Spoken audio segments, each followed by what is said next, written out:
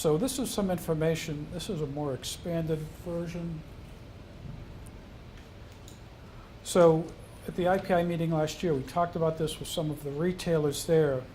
And it's just something that PhotoJeyes we have had in the marketplace since 2002, so 17 years. And for all of that time, we've been talking to the retailers about how you don't want to be responsible for your customers' online photos forever, for free. Because it was, you know, it was a wide open new market. What all of our products have always focused on is how to get people's photos from their homes or their, you know, digital media to you for printing, so because you're a photo finisher. So we've been saying that for 17 years, and so we're introducing this new product called Picsha, which is picture with a heavy Boston accent. And so Picsha is exactly the opposite thing. It's what we've come to realize is that many companies, the market has changed. Customers have become much more computer savvy, mobile phone savvy. The whole thing called the cloud has really matured. People are getting on in age. There's a whole generation of prints out there that are still photographic prints. And so we've observed this problem that we have been ignoring, and we're saying, okay, we're going to address that with this new product. And we're calling it Picsha. And so here's what we kind of saw. And you know, like several of you who have done a roll of two of photo film processing, what happened in the film business in the year 2000 was the largest year in the history of photographic film processing. 80 billion photo prints were made, 2000. 2017, last year, 80 billion prints get created every 22 days. So it's just a way of saying, which everyone knows in your own way, there's actually an explosion of photography, the likes of which we've never seen before, which should be a good thing for all of us. Because, you know, if you think about it, 80 billion photos every month are getting generated. I think the reality, again, this is more trends from some historical data from the New York Times and Info Trends. And I think the reality is, if you can see this here, I think we all realize this as well, is that no one could anticipate the significance of the phone to imaging. So these phones have really just changed the marketplace in a way that no one could have anticipated 10 years ago. And so we're trying to deal with that. And the reality is we're trying to deal with the fact that we have now photos everywhere. I mean, it'd be interesting. I mean, how many photos are on your phone? 9? Oh, I thought you were like 1,300. How many? 1,300. How about you? I've had to upload them to the cloud just because there are so many Right. of them. So, I have an iPhone. I use iCloud. I have 15,000 photos on my phone. 15,000. That's just so. I think we're realizing that photos are everywhere, which is a good thing because I think they exist. But I think the reality we're finding is that they could be hard to find for people. You know, no one has.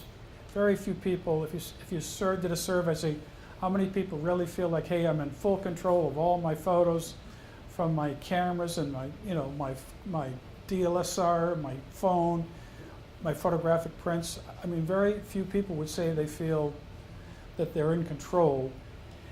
And this whole notion of safety, and I'm not even thinking about the floods and the hurricanes, but just, you know, in my home and losing digital media and so forth. So this is a problem. It's a big problem in the industry. That's in a sense we're trying to turn it into an opportunity.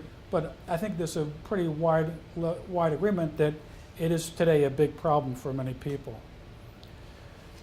So one thing that we kind of looked at as one starting point is this notion of shoebox scanning, because a number of the retailers are doing it, where you literally sell your customers an empty box, they fill it up with their prints, and you scan them for them, and you end up with, you do the scanning, and you end up handing the customer over, either a flash drive or DVD or something with all those photos, which is a starting point. But what we feel is that really shouldn't be the ending point. It should be the starting point to providing your customers with a coherent tool to give them a place where they can put all their photos. And that's what we're designing Picsha to be. That's our goal with Picsha, is to create this one accessible home. And the key to it, we feel, is to make it searchable by the things that matter most. And we think this is the key to it, is that you are going to have thousands of photos in this thing. The question will be not getting them in, it's going to be getting them out and usable and enjoyable in as simple a way as possible. That's really what we're addressing in Picsha. And then also to make sure it's safe and secure. I think one of the biggest challenges, one challenge among many challenges, is the fact that there are companies out there, Google is one, that is offering again, free online photos forever. And the question is, do you trust them? Or Facebook, is that, do you trust them in the sense that, not that they're going to steal your photos, but when you upload photos to these sites, are you giving up? Are you sharing your copyrights with them? What privileges? What rights are you giving to them to share? There's part of that just doesn't feel right to me personally, and I think in light of some of the things that's happened with Facebook and in the whole way in which this Facebook has been used by the Russians to affect elections. It's a question about, is that really the safest place for me to keep all my photos? So we're focused on this term called photo collection management.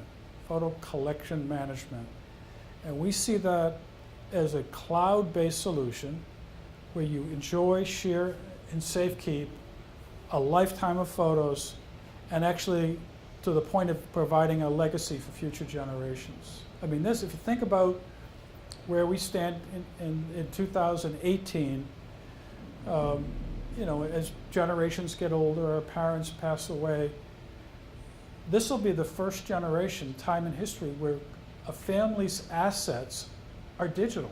All the family photos are digital. And you want to pass them on to the next generation. It's not like handing the photo frame or the family Bible, which will still exist, but it's that now I have these photos of my grandparents. How do I pass them on? So we're trying to think all that through in terms of a service to offer through the Picsha product. So just some of the key features that we see, obviously would have to work with any device, a phone, a tablet, a PC, or a Mac. Has to do fast uploading. And again, question someone asked earlier about while retaining the full resolution of every photo. And a big part of the technology that we see that we've been working on is what we call smart tagging. And that's by doing two things. One is being able to, if I'm uploading, I'll show you a simple example, but if I'm uploading 500 photos from a wedding, those 500 photos all would include the word wedding as a word tag. So I can, as I'm ready to upload 500 photos, I simply say, this is a wedding. It was in Boston. It was in May of 2015. I don't have to edit all that information there. All that information gets automatically associated with every one of those photos. And so we think that's an important point of smart tagging. We think an important point is this collection-based, which is that if you do this right, this whole notion of you know, if you might have some customers who are super organized, everyone knows someone who's super organized, and they'll have all their photos by year, and then they'll have all, you know, and they might have subcategories of like by child, and it's like, that's scary, that's so organized. Most of us are not that way. So what collections allow you to do is, if you do the tagging right, you don't need to create an album, which is kind of a static book. You can create a collection on the fly. You can say, I want to see all my summer photos forever. Or I can say, I want to see just my summer photos from 1952, or I want to see everything from 1952. If you do the tagging correct, you can kind of dynamically think about the collections you want to create later. And it will, you know, just, it becomes in a, you know, so think of it as dynamic albuming. You know, anytime I want to create a new album, I just put in the keywords and I get it. That's really what when we mean collection, that's what we're talking about. And then the final point is to make it, once I create that collection, to be able to share that easily with your family and friends. So, you know, I talked about this searching capability. This is what we're going after, is just this natural language searching capability, is that I want to see a picture of Aunt Kathy when she had glasses in 1993. If we can do this, this is our kind of holy grail for what we want to be doing with Picsha, is this kind of easy natural language description for searching photos. So what we've done today is we have some tools that automatically, as we upload them, automatically recognize the photos. It recognizes human faces. I can teach it. So once I give it, like if you've done this in Facebook, it's similar to the technology in Facebook, where it recognizes, say, my face in a photo. It will go see my face in all the other photos and automatically tag them. And that technology is actually pretty well along at this point. So what we intend for this to be is an open system, and by that we mean this will just be a place where photos are going to be. This is, you know, so this is the online photo storage place. And then we would open it up for people who, you know, for vendors who are scanning companies, mobile phones. There's a number of pieces of software application on phones now that are scanning software on phones. And we'll open it up to all of our friends and competitors in the online space, kiosk space, you know, people who want to do things with that, so that they can connect to this database of photos. And then also be able to import photos from other sources, like Dropbox, Box, and other places. And I'm going kind of quick here. If there are questions, please don't hesitate. Google part of the import feature that you see here? Well, That's what I use for my phone, and it just automatically update, like it will automatically download new photos. Our intent is to publish an API, and for anyone who has a published API, like a Google, we would connect to it for sure. That would be the whole point. And again, I think this would be a solution for someone who's, you know, become the photo documenter for the family. He says, you know, I got to think about it for my parents or siblings or others. And as a retailer, it would be, you know, something you could be offering to your customers in a classroom setting for those people who are sort of the self-identified photo, you know, the photo chronicler for the family. The archivist. Is that? The archivist. The archivist, exactly. The photo archivist, the family archivist. And this is honestly illustrative at this point, but you know, you see these different pricing models.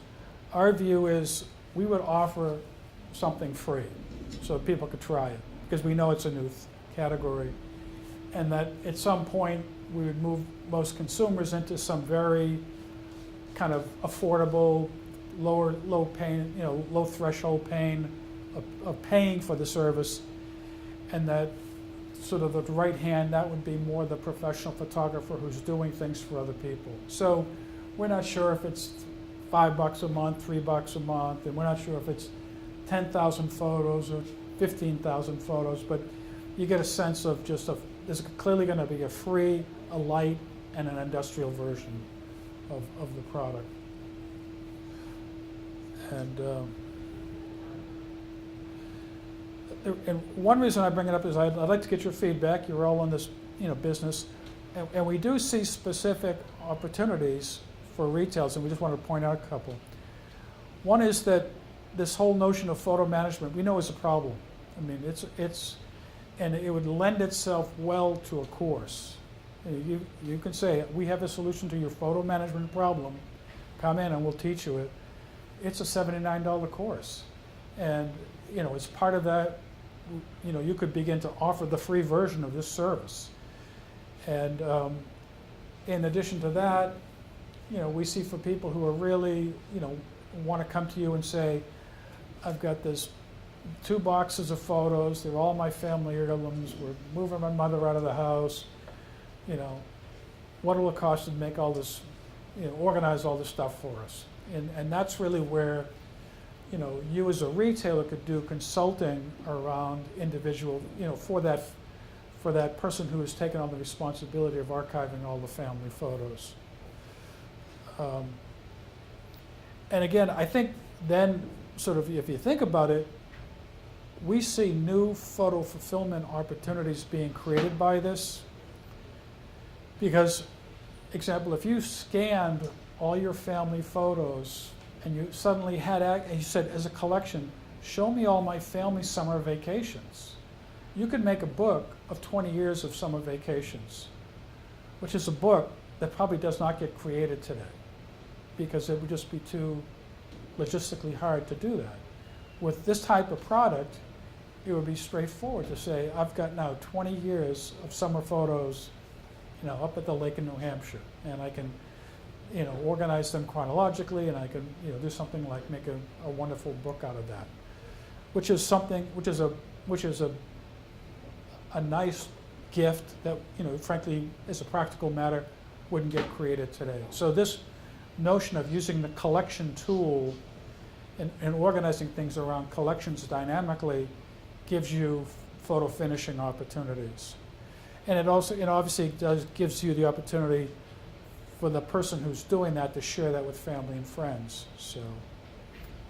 So that's kind of where we are, is that I could show you a couple of things that, it's in an alpha release, so that it breaks with regularity at this point, but it does work. Later this quarter, later in second quarter, we're going to be having, sort of rolling this out to some of the retailers who might want to test it just for amongst themselves as employees, or if you've got a couple of preferred customers who think, you'd like to test with, to say, hey, if there's a customer I have who would use this, you know who that person is already, we could include them in some early testing. And then we see ourselves rolling this out kind of later in the year. So that's the current schedule. That's the kind of out of the shoebox and into the cloud. And just to give you a quick sense of what it looks like. I just have a question. Go ahead. What if they go ahead and they purchase a monthly plan for $5 and they stop paying? What happens to all of their photos? That's an excellent question. We are not going to keep them free forever on the. Right.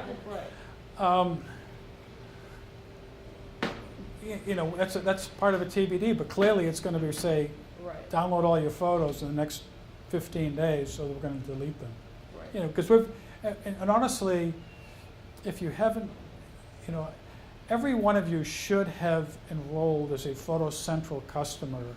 You should, really should have your own account, and you should upload some photos into it, just so you can see how we treat your customers who have done that.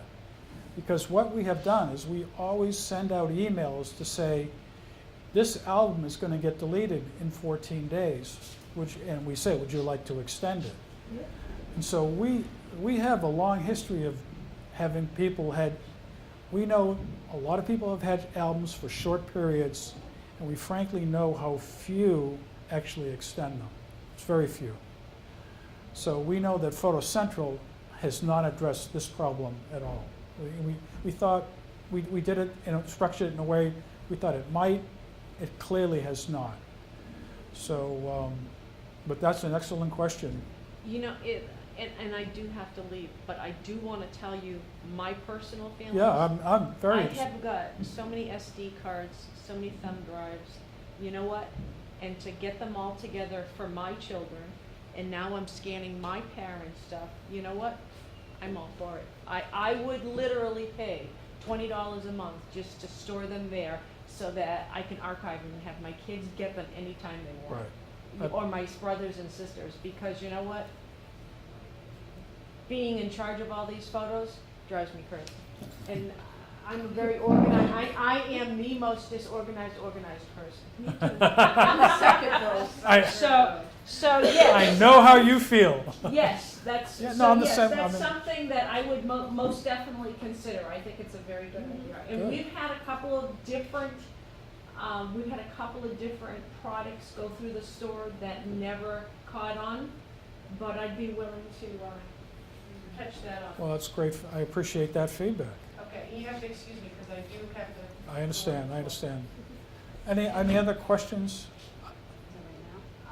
I'd rather have you watch Cloud Cover and then come up and see Roy later. Okay. So just to give you a quick tour, I did, can you see this?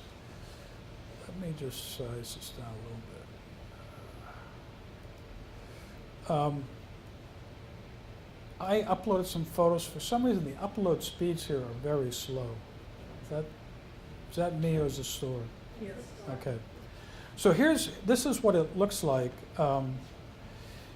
And again, we're using this term collection. So I have 2 children. They both got married. I use all my own photos for testing because who needs to get fake photos? I got my own.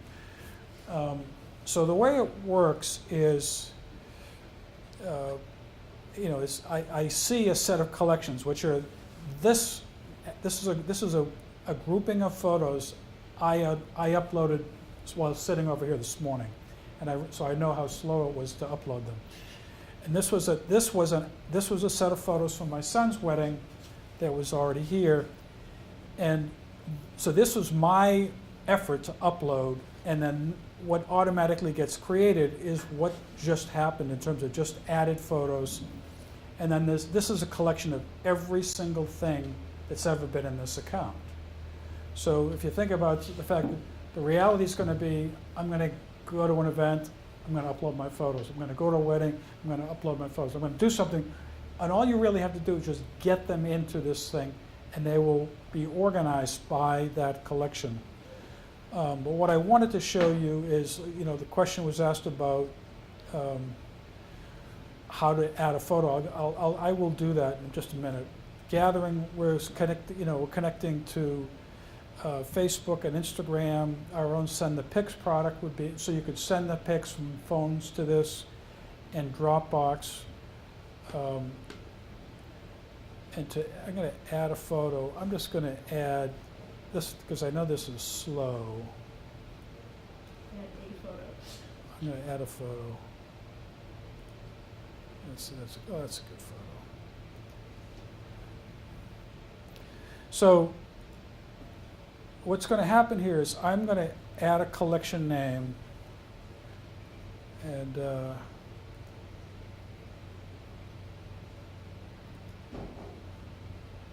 going to. So I'm just going to see what these. Well,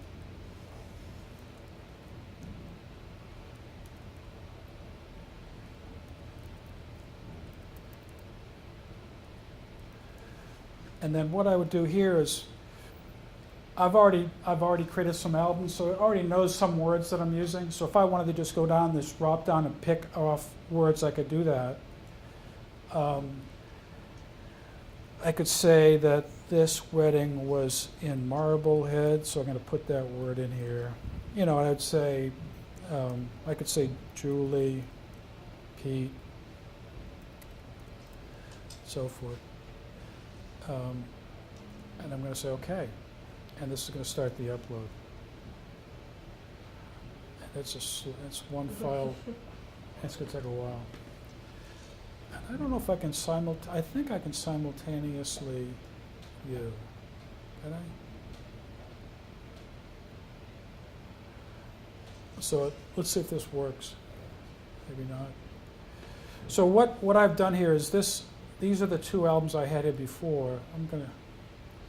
So, you know, I can look at, if I have a lot, I can look at things if I have few, I can look at them in a.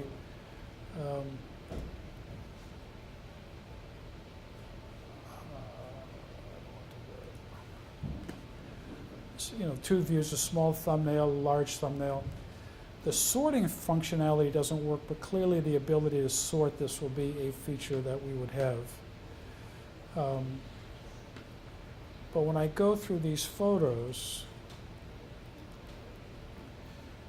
this is kind of we see as the key technology. One of the key technologies. Most of the photos you're going to have are going to involve people.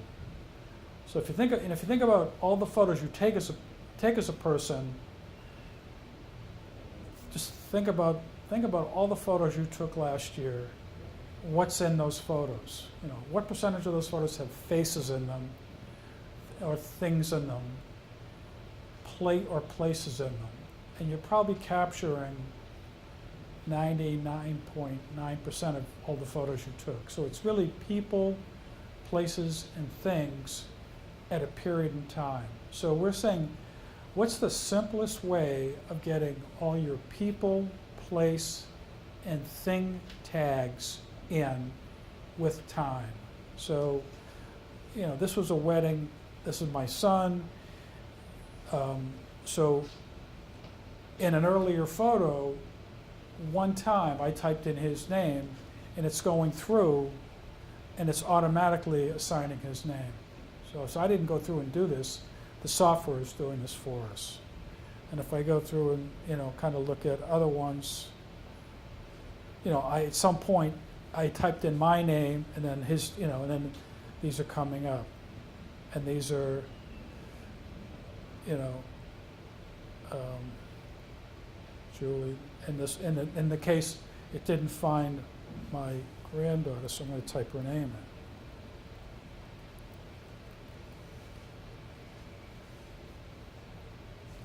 So when I type that in, if they find any more photos of Lucy, if there are other photos of Lucy, they already could be recognized by the software. And while I'm doing this, each photo, there are some group tags that I loaded. There was a wedding. This was at Boston University. It was in Boston. These are words that I put in. And then there are words that the software is automatic. Again, it's recognizing objects. It's recognizing people. It's recognizing clothing. Some of these are kind of worthless, I think, but you know, they're automatically being assigned. But the point is, I could now search on any of these words and find this photo, including the names of all the people up here. So I now, without really, the whole point of this is without a lot of effort, I can get hundreds of photos in with dozens of words that identify this photo, including all the things in it and including all the people in it. And I can then go do a natural language search, which I'll show you to pull out what those photos are. So if I see, I did not go through and type these. These are automatically. I have a question. Yeah. Because you says people and things, it recognizes things too, right? Would it recognize the Sitco sign? You know, that's a good question. I don't think it did. I mean, will it eventually?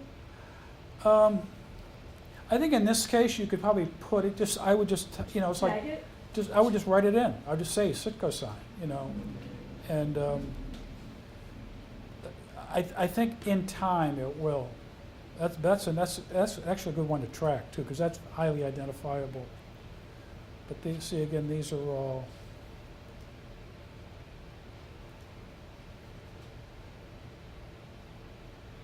these would be his parents. So let me go back to my collections. And if I wanted to do a search, so my daughter's name is Julie.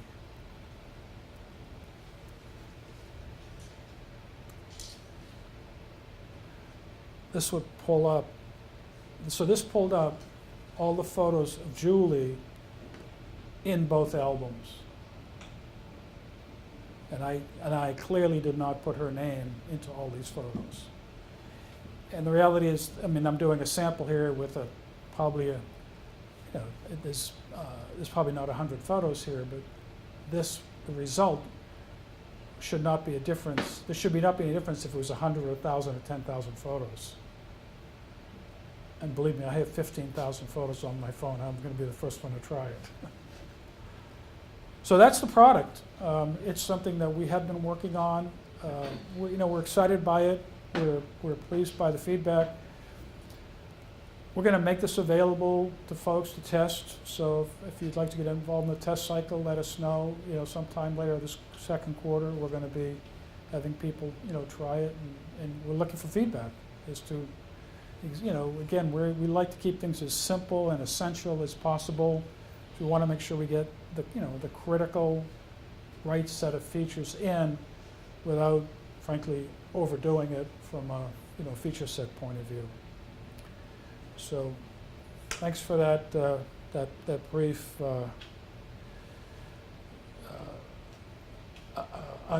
unscheduled product demo, and then let's go back to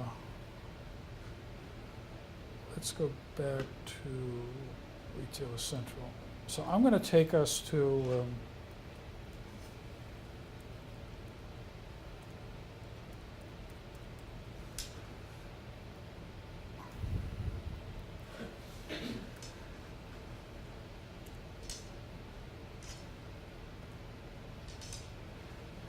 okay, so this is actually one of our internal, like, R&D Retailer Central accounts. This is not your data. This is stuff that we have. And with regard to Cloud Cover, have you used this at all yet? No, I've explored it, but I haven't actually used it yet. So I'm assuming you know how to use Photoshop, and that again, the best place to start, those are the first 3 YouTube training videos on our website. Right, I watched those yesterday. Okay, good. So again, the 3 steps are, these are all cloud cover templates are based upon Photoshop PSD files. So the first thing is you need someone who's Photoshop literate with some design skills, who can take whatever designs you have and put them into the format that's described in that video. And again, if there's any and there will be questions, and feel free to post them. We'll have that relationship with you. We know you're working through it, and we're going to be answering your questions, so your learning curve can go north quick. So the first step is really getting PSD files into the PhotoJize format, the cloud cover format. The second step is then getting those files from your desktop into your Retailer Central account, and where you're going to put them under this Cloud Cover tab menu, which is expandable, is into the template section. So think of this as your template catalog, where you're going to keep all your templates. And just to give you an idea of and then the third thing is you're going to make products out of those templates. So for example, you could have, and I clicked on templates here. So you could have custom 5x5 duplex cards. I'm making that up. And you could design them right now for the entire year. So you could have St. Patrick's Day ones, and graduation ones and anniversary ones and Christmas. And you've sort of got, because you're into I'm designing these things in 5x5s, and I've made 100 fronts and I've made 100 backs. So you've got 200 files. And you'd put them all in here. And then from here, you would then define your custom products in the products tab to say, I'm going to have a custom 5x5 duplex St. Patrick's card, and I'm going to identify the 3 templates I designed for St. Patrick fronts with the 3 custom backs and then 2 more generic backs. So it's going to have 3 options in the front, 5 and 8 on the back. That all would happen here in the way you define the product. And then from here and then you would these are published, and you make them available through PhotoJice Lab. You'd start, making them. You'd activate them for use in your kiosk or online. That is sort of the top line way this would work. So the question is, how? So it's an incumbent upon the team to say who's going to actually be doing the creative creating. That's kind of a key person. Is that? Are we looking at her? We all sort of have the ability to do that. Well, I think just to make a suggestion, it'd be useful to say, okay, start with the product level. What products do we think are most important that we have our own custom versions of? What are those products? And they could be, Calendars. so you'd say, like we want to do New England themed calendars, or Boston. We could do New England themed and Boston themed and New Hampshire themed and Rhode Island themed, and you could call them, Yeah. I know I asked this when I first started doing this, because I know that some services allow you to start the calendar of whatever month. In order to do that with this system, you have to create a product that, say, starts on March, or it starts on June, it starts on, you can't just have a button saying, I want to start on that month. So you've hit on an interesting point, which is the templates are the graphic variables that can go into a product. We definitely need to work with you on the functionality of the product. So you're describing the functionality of a calendar, which may or may not exist in our system, and we might be confusing you with that, because I know we have had some calendars that could start on any month and other calendars that didn't. Okay, because that was one of the first questions I asked. So part of the reality, that's what I'm saying. If we can be specific, let's start with a set of products that you want to do, and we'll work with you to say, okay, how do we do these? And we'll tell you up front, okay, we know we can do this or can't do this. So for example, if you wanted to do you could do a calendar that's a 12-month calendar, and you could do a calendar that's an 18-month calendar. We can show you how to do that. To do a calendar with a variable start month, honestly, I don't know the answer to how to do that today. I mean, I would go to Pete and say. So what I was told when I first asked about this was you would have to make a separate project for each, say one starts in January, one starts in March, or one starts in, May. Yeah. Each one would be a separate product. That would be another way to do it. That's what I was told. Yeah. I don't know where we stand on that variable starting month thing, but I mean, I think the way you suggest is actually a creative workaround for how to do it. Well, like I said, that's what I was told. Yeah. What other products? And the other thing about this, if I go about calendars, because I could tell you some of the, not gotchas, but just some of the nits and grits about this. So the way we have thought about calendars is, where is the spiral? Right. So we would just describe like on the website today, you might see there's an 8.5 by 11 top and bottom. We call that a center spiral.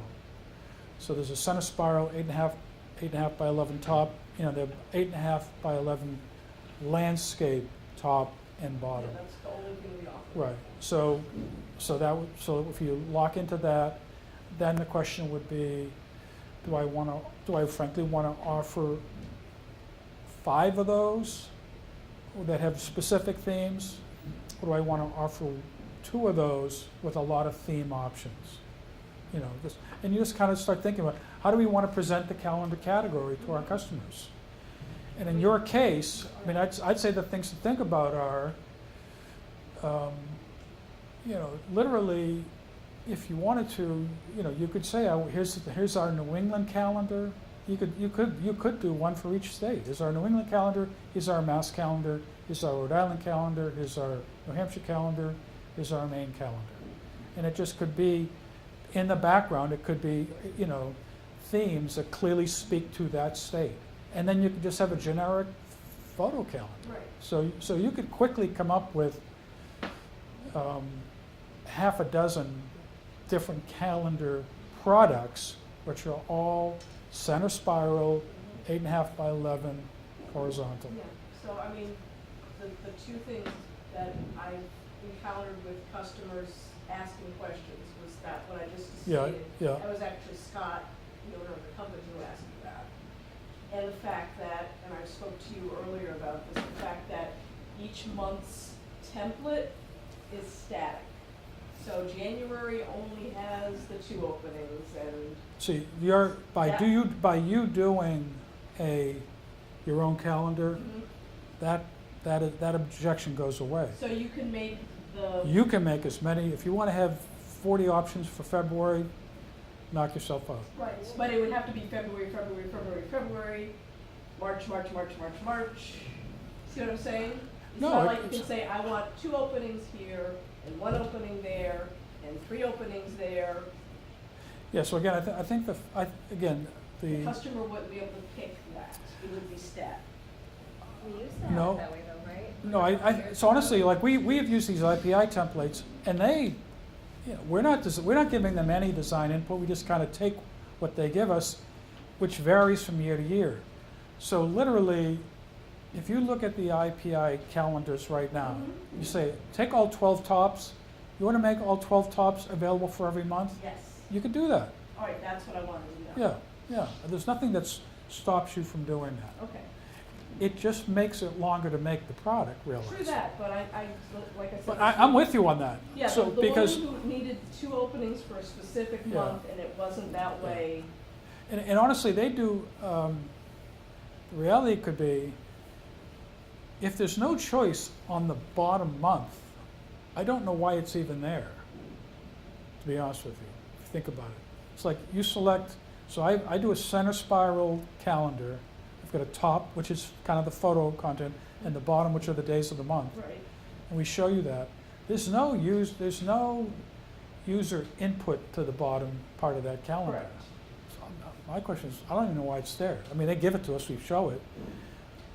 You know, one question I'm asking myself is, if you wanted to get rid of it, could we get rid of it? So you just look at, the customer's gonna do is pick the top, they're gonna say January, top, they fill it out. February, top, fill it out. March, top, fill it out. Forget the bottoms, you don't touch the bottoms. Yeah, I mean, unless there was an option to put in. But again, unless you said, hey, I wanna do, you know, black lines on white, I want to do green lines on blue, you know, unless you want to do that, that would be a good reason to having multiple options at the bottom. Right. So, but those are definitely your design choices now with Cloud Okay. Cover. Is that something before next year, before calendar season comes around Yeah. again, I think would be nice for us to Yeah. get under our belt. Right. Well, and it's also an 18-month calendar. Yeah, You know, exactly. That starts in September and goes, Right, for you know, school. for school. Yeah. Yeah, I think the 18-month is an easy way to get around the, try to start one every month. Yeah. But I want to write that one down so I Yeah. don't forget it. Yeah, because I remember when we first started, you know, I think it was the first holiday season that I was in charge, Scott came up to me and said, hey, how come I can't do this? And I'm like, because you can't.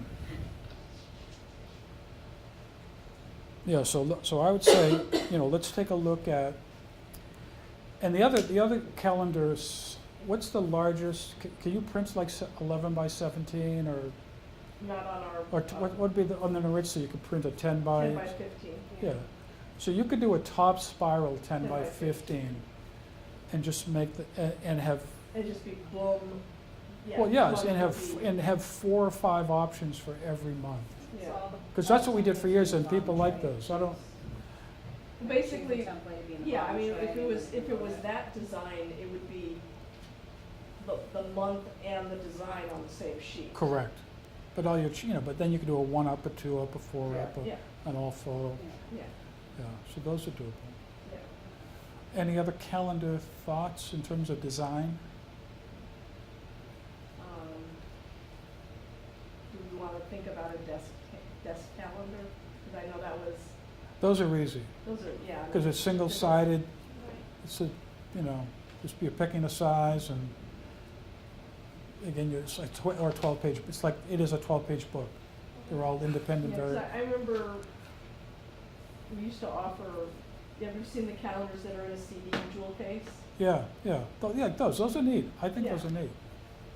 And And that's just Saint like you Germain said, does those, I know. Yeah, just double-sided, 5 by 5-ish Right, sort of thing. Right, so that would be a third style to look at. That's an easy way of doing it. Yeah, no, to me, those would represent kind of the 3. For a while, I know Photo Tidings did single-page calendars. Yeah, I don't know why you'd bother, I don't know. back before we all had computers and phones, those were helpful. Right, so, I guess another one would be, and we don't offer it yet, but we were looking at that new vendor for Magnetic ones? gifts with Yeah. magnets, calendar magnets. yeah, so So that's a whole nother, That's just one page. that's simple, yeah.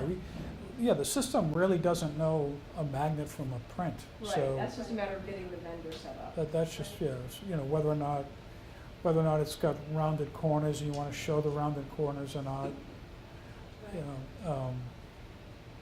but that's an easy one. And that's a great one to do, because it just, it's a value add there that,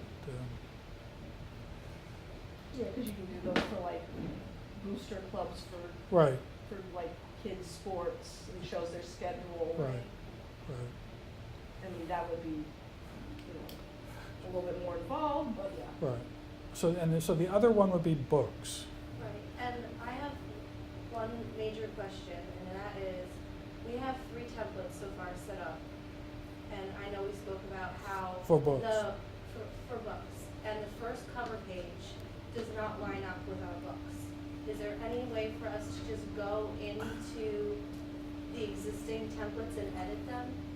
Just the cover page, or do we have to create a whole new template? I think what I talked to Pete about before coming down here is, so we have this inventory of, part of the reason I showed you this, so we have another version of this, which is frankly all the templates we have in our system. And my feeling is we should try to make them available to you, not on a product basis, but on a template basis. So just for your requirement, he said, I went through an 8.5 by 11 book. You have 8.5 by 11 books, but your whole doesn't match our whole for the front page. What do we do? That's what you're asking. Right. Yeah, We'll say, here's the templates. Go make your own front page. It's your, just put these in. You're good to Okay. go. yeah, So- actually, technically, we have 4 different designs, because one's the unibind, which the front page is correct, and then the other 3 are the ones that they are not. Right. So I think. Yeah, I didn't mean to. Go ahead. I interrupted. Go ahead. That's okay. No, I think the key again with books, as you know, books are complicated because you have the cover, and you can do some of it with finishing options. You could have that, you have a cover selection. Cover selection may or may not have a photo attribute in it, and the photo attribute is like a whole, so you have to know what the next page is. You need to know what the minimum page count is, if it's going to be fixed or variable, and if it's variable, what's the maximum page size, and then you're pricing the base book. You're doing a finishing option if you want to have upgrades on covers. You have to price a per page increment, and then for the page size you have, you need to know if the printer is full bleed or not. And based upon that, you're designing templates. Right. That's Very really the, involved process. yeah, so for- that is the methodology that you'd go through. And I'm happy to kind of walk with you through that so that, you really feel good about, I mean, the good news about templates is they're simple. The bad news, they're limiting. So, we have found through, just experience, there are certain tricks and tips that we've learned to help make as many customers as happy as possible, your customers, through simple use of these books. So I would, I'd want to make sure that you have the benefit of all that. I will give you my personal opinion about books as well, which is I would much rather see your customers make books online than at a kiosk. Oh, yes, definitely, because they can Because- save them, Correct, come back to them. correct. And Even if they come- Customer here for 8 hours. Even if they and come in the kiosk. store, I would Wow. give them access to a Yeah. computer. Yeah, because They keep up. the problem with, and like I said, a lot of people come in and we need to pre-qualify them and pre-educate them because they'll come in with their memory card full of stuff or their phone full of stuff, and they're gonna have to load everything up and choose from thousands of photos. Right. What I try to get people to do is pre-select the photos, put them in the order that they want them, and just upload that. And so, just Makes it on a that lot point, easier. you're aware online that there's a step in the bookmaking UI, which is to organize your photos. Correct. Okay. But I'm talking about just like when Right. people, if they,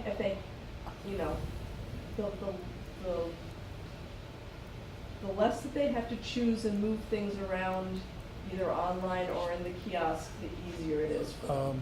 Yeah, and there's two other features Yeah. Oh my God, that's just a nightmare. And then when they use the kiosk and it crashes, if you, see this?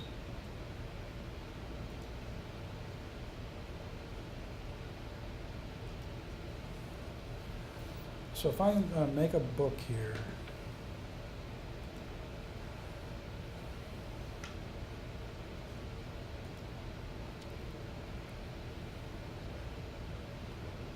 you see, we've got the full bleeds. right. So I'm going to pick these photos from my gallery. See, I went a little faster.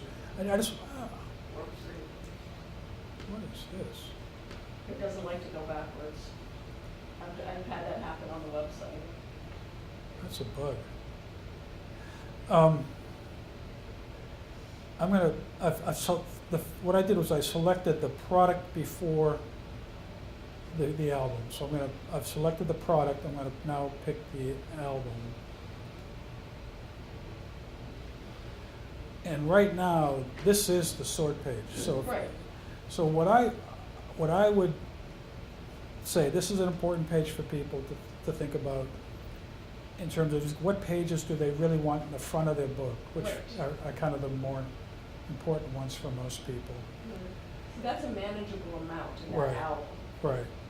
So You've had people who they just upload everything into, and then they're trying to pick them. And it's crazy because they have way too many images. so the other things, I don't know if you're gonna ever do a book class. We are, and well, Rebecca's not here, or is she? No, she's not. She's the one who's gonna probably be doing it. So Wanna go grab her? Yeah. I don't know if you've ever tried these buttons before, but I would, here's what I have a folder with 100 JPEGs in them, Mm-hmm. and they're numbered 1 through 100. Right. And I've put them in, and I've made an album out of them. I should have thought of it for this. Mhm. In fact, I could probably find it. And when you have that, you can start to use these buttons Mm-hmm. and see the impact of what's happening. So for example, this reflow button, if you have done your homework and Mhm. done this ordering, Right. if I were teaching the class, my tips for teaching the class would be, tell your customers, the most important, you're telling a story, you're having a memory. Those most important photos you want to bring to the front. And you can have copies of them, so if you want to use the same photo again in the original context, you can do that as well. But if there's 2 or 3 photos that really just, you know, if I say, hey, this photo really makes me remember my trip to Italy, so I'm going to use this photo, this would be, you know, and I could still use it in my story elsewhere. Right. But there's a couple of buttons here. One is to reflow the photos. So once I take a couple of photos out of line, I can then hit this reflow button and all the remaining photos will just automatically fill in to all the remaining pages. So basically, you can go, I want these first 4 pages, boom, okay, Right. you do the rest. Yeah, I could show you how to make a book in 5 minutes. I mean, done, produced book. If you gave me a customer's 100 photos, Here's a question for you. and it would be a kind of and it takes a little practice, but using this reflow, it's this. This is a copy template page. So if you pick out a page that you really like so I might work on the first 3 pages, and this would be a book with you know, the hole in the cover page. Mm-hmm. And then I personally am partial to these, I'm partial to the full bleeds. So I do a couple of these, you know, and then from here on, so I'm making this up, but from page 3 on, I know I've got 18 pages to go, and if I have 18 pages to go, and I have 60 photos and I want them all in the book, on average, I'm putting 3 photos on a page, on average. Mm-hmm. If that's okay to the customer, you can design the 3rd page with 3 photos, if I have a 3-photo template, you know, or this one. I mean, and again, I'm being very simplistic here. And I could reflow the book, use this page over and over and over again, and I've got all of her 100 photos in the book. And you could. The tricky part about that is when they have verticals and horizontals. Well, no. So these can be moved around. Yeah. But then the thing is, these books can be shared. So there's 2 ways as a retailer that I think you could think about doing this. You as the editor, you could have the customer just kind of get their ideas into the right flow. They could share the book with you. If you wanted to, you could edit it for them. Say, oh no, this photo is beautiful. Let's full bleed it here up on page 2. You know, make it more dramatic for the customer. They're really happy for your input. You see that the font would look better in a bigger point size. You know, you could become the editor of the book. Conversely, you could be the first drafter of the book. If someone came up to you and said, had this great trip, here's 200 photos, can you show me what you can do with it? Again, you could make a book, which would be a first draft book, but it would take you, if you know how to use these tools, literally 10 minutes. You could send them the book, and they'd go, wow. And they might say, oh, I want this image on page 17 to be moved to page 3, and they can do that, but they're working with the draft that you've created for them. So the whole point of getting this book populated, this replicate button and the reflow button could really help you do that. It takes a little practice. I will make sure I give you this file that it's a simple way of doing it. It's all these JPEGs with numbers on them, so you can just see where the numbers go when you use these tools. Mm-hmm. So. That's like I said. That's one of the things that when I would pre-qualify a book customer, I would tell them to, you know. That's smart. You have rename to. your do 001 through whatever. Right. In the order you want them to go. Right, and I think that's a good tip. You have to pre-qualify your customers, your book customers. Yeah. There's a lot more work to books than pointing them to the kiosk. Right. And you need to know, does your customer, if you propose this approach to your customer, would your customer thank you profusely for that, or say, oh, no, I have to do it myself, you know what kind of customer you're dealing with. Well, I know, I've had customers where they wanted me to hold their pan for 4 hours. Right. Can you charge them for it? Back then we didn't. Yeah. So I think part of it is, do they want you to do the book for them? And you could ask them, I think asking them about That would be a service, yeah. Yeah, you could, so they could, and part of the service is they give you the photos, you lay out the book, let them edit it. Yeah. So it's your book price plus your $50, one-time design fee.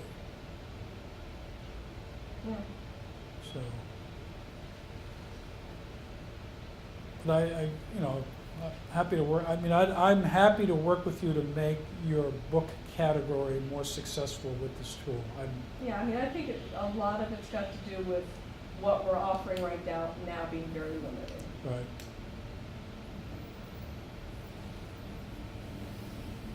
Other questions?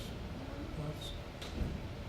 Besides calendars and books, are there other products that might lend themselves towards really using cloud cover? Well, like your simple card, you were saying. I usually just make it in Photoshop and send Yeah. it over there. It's so So the other thing I would say, I'm sorry, I interrupted. But bad. That's the other thing, once you sort of get comfortable with it and familiar, you could be creating products for customers. So like, I use the example of the high school booster club. Mm-hmm. So if you had wanted to make their calendar or so forth, you can with, we have with an EventPro. Have you ever used EventPro? With EventPro, you can create a product. So I could create a Melrose High School school year calendar where you get the 12 photos that are Melrose High School specific. You design the calendars, you pick the templates, you've got it made. It's a finished product, it's ready to print. And you can put it online as a ready to print product. You name it, Melrose High School Booster Club Calendar 2018-19, and you price that uniquely. And it could be $39.95 for the Booster Club. That is another facility that you can do with, it's all cloud cover based. So, I know another product that Chris has been interested in, we don't offer it yet, but is baseball cards. so that's easy. That's just a two-sided. Well, right now we don't have the ability to duplex with the cardstock, but does the Greens do cardstock? Is it possible? I don't know, I mean, they do that, they have the photo paper, but I don't know about the things that I've seen. it could be like a wallet sheet, but on cardstock. Right, Something it's like that. finding something Yeah. to print cardstock on, that's the Right. thing we don't have. But IPI does have templates for like not just baseball, but just sports cards. Yeah. Yeah. So that might be a matter of another piece of equipment. Because if the Greens can't do it, you know what I'm Yeah, saying? I don't know. We have to ask Maritzu. Yeah. Now, would you do that for sports photographers or for the consumers directly? I think both. I mean, Yeah, I think 'cause- the idea was like for parents to make sports cards of their kids, but we could also do it for schools. Yeah. I mean, many of those sports leagues, youth sports leagues in the Boston area, my sense is sports photographers have gone after them and have already, are kind of capturing that business. I don't know how they're printing it. You might find that you could do their printing for them. So, I mean, I think I've seen, that sort of a product that like a school would do for their kids' to raise money for Right, the right. team. Right, right, And the kids buy a bunch of their baseball Right, card right, to give out to right, their right, family members or Right. friends. right. Yeah, and I think that, I mean, I don't know if you're doing any mounting at all on foam core? Not here. You can send it out. That's,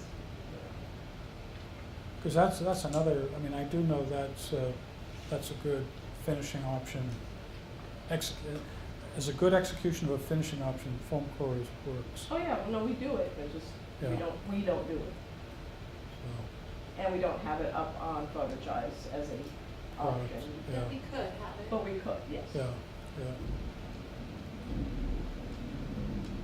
The other question you had asked, someone had asked, was about, again, any wholesale products. And I think the point was a good one, I forget who made it, is that you could use, again, Mike took the responsibility of trying to identify 20 products that you thought you might be interested in, but that you knew you were not gonna make in-house. I haven't seen that list yet, but that would be the starting point. I do have it, let me go grab it. Yes. Well, we have some things we talked Yeah. about the other day.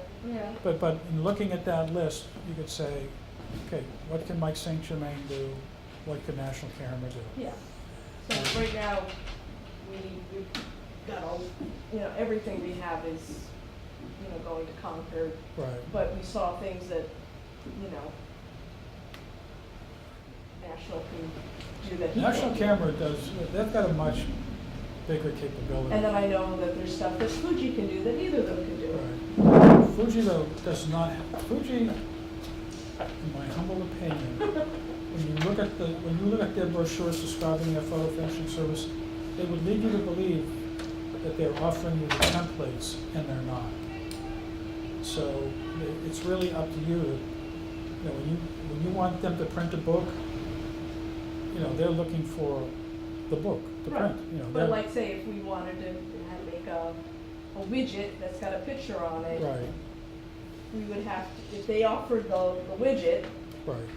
we'd have to supply them with a template to put the image onto the widget. With Fuji, they're very regimented about, on a product-by-product basis, we would implement it for you, Mhm. then we submit it to them for testing, Mhm. and then they test it. So takes a while. It's laborious. Yeah, it's laborious. And they stop testing in October. So they have everything ready for the holidays. Right, so you gotta, if you wanna do that, You gotta do it early. yeah. So.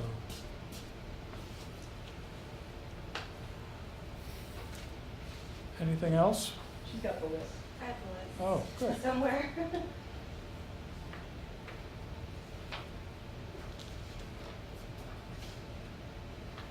Okay, so I think it was, we looked at National Yeah. Camera Yep, as opposed to what Concord had. yep, And so I think magnets was a big one that Concord didn't have. did Not not just- have, They did don't not have. offer Okay. any magnets. Not just the calendars, but just photo magnets. In Yeah, like general. something like the buttons sort of Right. magnet you would put up on a Right. square. And a big one that, like a lot of my friends use these through Shutterfly and other online services, is to save the dates for weddings. They will send those As a out magnet. As a magnet. Mm-hmm. So, yeah, so again, a save the date as a magnet is nothing more than a 5x7 single-sided card. But it's having somebody who can print it on the magnetic material. Right, Right, 'cause we can't. So if they can Right. produce it, yeah, you can, And make and the you design templates it, for that. you create the template, they Right. do the production. That's doable, Yeah. totally doable. The notepads? Yeah, they both do those. Yeah. So. Some of that's just a matter of turning on the sizes, but okay, just have one size of notepad Right. activated. Yeah, I think Mike does that all on his Xerox Yeah. 300. Yeah. Can you think of other ones? We went over that together, so everything that you had Yeah. there. I mean, there are a lot of things that Concord offers that National doesn't offer. Right, so they we're both looking have like, into I'll tell you with Mike, he knows cloud cover as well as any retailer we have in the country. Mhm. So if you found a blank of something,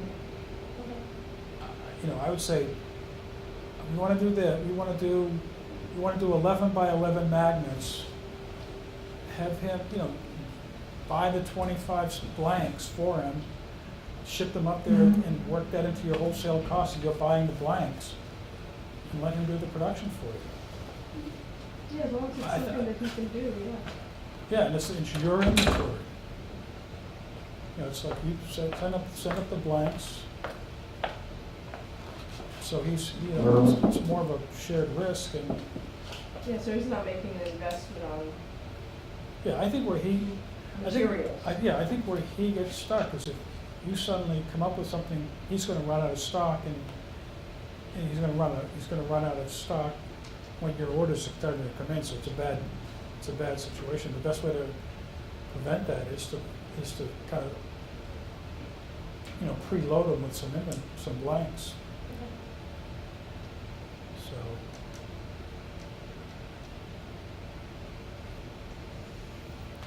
anything else?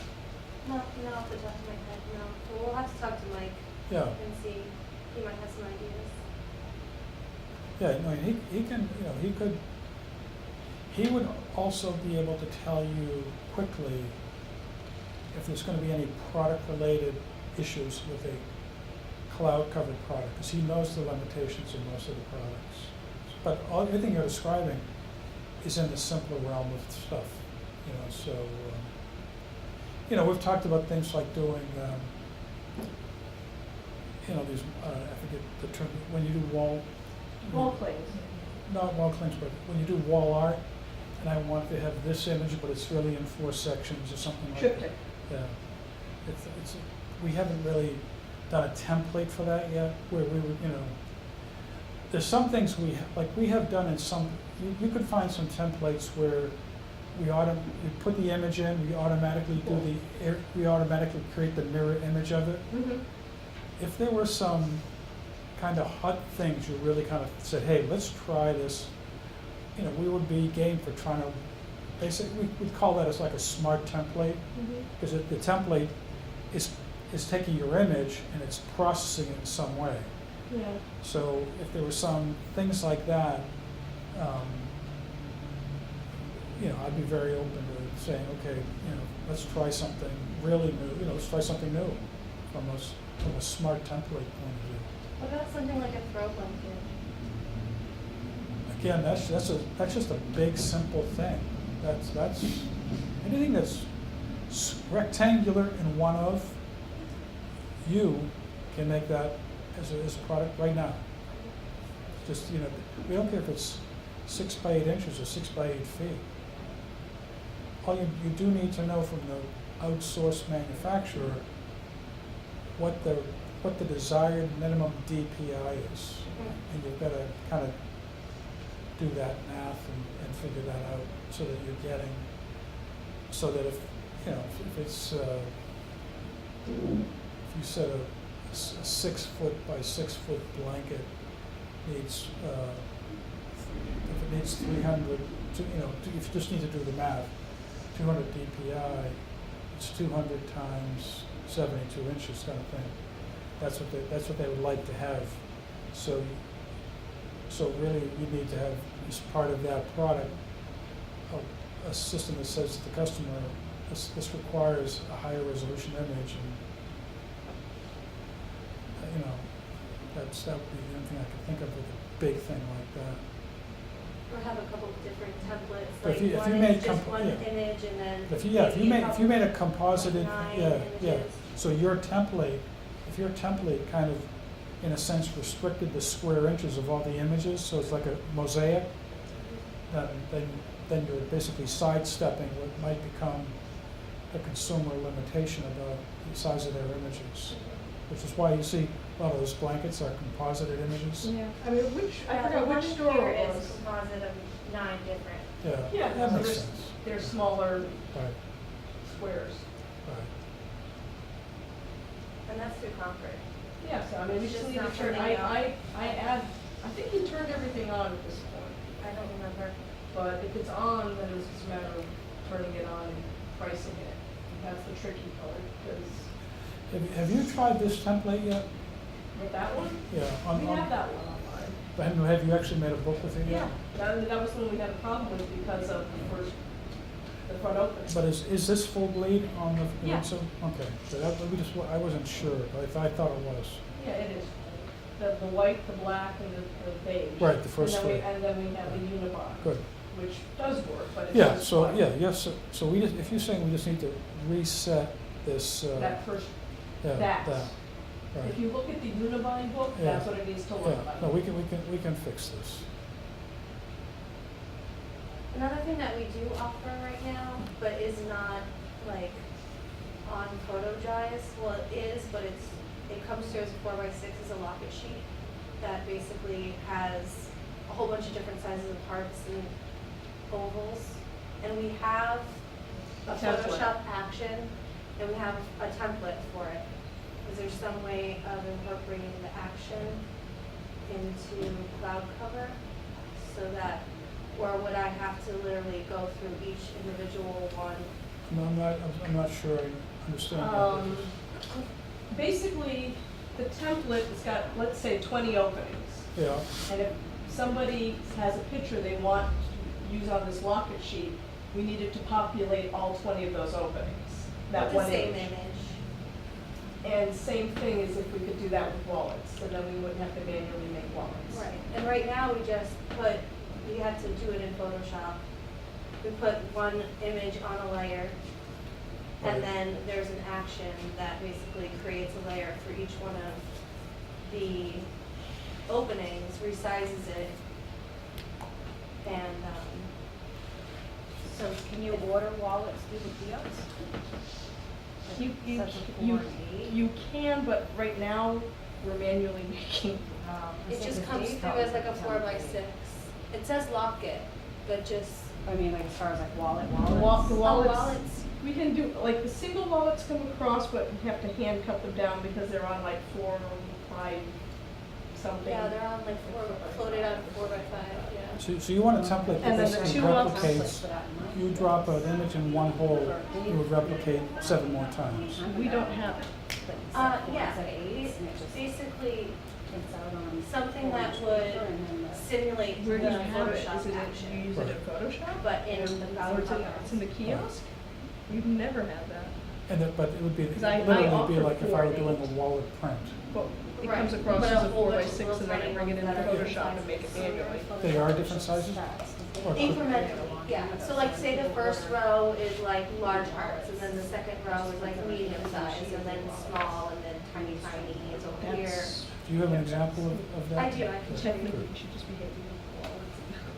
They want to cut them down, they can, but. Okay, anything else more that I would want to show you? Yeah, I'd like to Go do through that. this on, or we good? We'll trade you lockets for wallets. So Dave should be able to help you with that. Yeah, I Well, think, yeah. you know, questions Maybe will we arise could do it as we originally, get because we were into it. originally Yeah. using the Start Fuji. making our own templates and products, you know. Yeah. Yeah, and I think if you, anytime you have a question, don't hesitate. Use the help desk, because again, we can see, everyone sees it, sometimes the best answers come out of collaboration on our side, so we do it this way, do it that way, so it's behind us, before we give you the answer, we get a better answer sometimes. So, encourage you to use that help desk. All right, my work here is done. So you guys can with all those different designs of 8.5 by 11 books, can you guys turn those on for us? Like you said, you had different, So we have a whole bunch of, we have multiple sizes. What we didn't know is, we're gonna go through them, we're gonna look for all of our 8.5 by 11 full bleed. full bleed. If you can get those activated for us, then we'll And turn then- them and Do the you on. have question the would be, template? if the But question, would it have to make the product, basically? well, Is that I think, or- let's inventory them first, see what we Okay. have, and we could decide. But the other question is, what if we just had, if we had backgrounds? Like, I know we, at one point, hired a graphic designer and did, and I know that confetti was one, but we, I think we had a whole series of backgrounds, which may not be 8.5 by 11. We have the templates if you want to just basically steal the background and make some Yeah. templates from it. I mean, anything that you can do to make our life easier, Right. And to because, give us more variety. yeah. Because to start over, to like designing things from scratch. We don't is- wanna do that. We don't wanna do that, not right now anyways. Right. I mean, because literally you'd say, if you looked at this, so maybe one thing to think about is to really focus on saying, and it's like, again, I tend to be more Photo Central oriented than kiosk oriented. So in this page, there's 6 templates per slide. Mhm. So, so here's 6. So if you said, what are the 12, you're gonna say 12's not enough, I need 18. But it would be good for you to think about what are the 12 to 18 template variations I would want in an 8.5 by 11 book. As far as the positioning of the images Just or the- backgrounds? Everything. Okay. Because if it was just the background, what I'm saying is, if you got the 12 correct, you could just then pop out this cream background and drop in other backgrounds. Yeah. Yeah, And you're comfortable with the layout of the photo holes in the pages. You know how they work, you know how they go together. So, Yeah, because I know there've been a couple of, because part of what is confusing is if you did like we started out with doing real photo books they were made with photographic paper and you put them into self-adhesive books. Did you ever make any of those, Val, Mhm. back in the day? Thanks, sorry. They were labor of love, great people quality. still do scrapbooking that way. Yeah. But if you didn't get one right, it was a real problem. But, so some of those book design pages are different than these. So I think I'd make a recommendation is to really figure out the page designs, the 12 or 18 that you want, kind of lock those down, Yeah. and then come up with, then say, once those are locked down, then start adding more backgrounds. Because you could, but the 12 or 18 page designs would be consistent throughout. Yeah. so let me ask you a question. Because we originally did not do that. Because we have landscape books, portrait books, square books, and they just didn't lend themselves to doing one set of designs.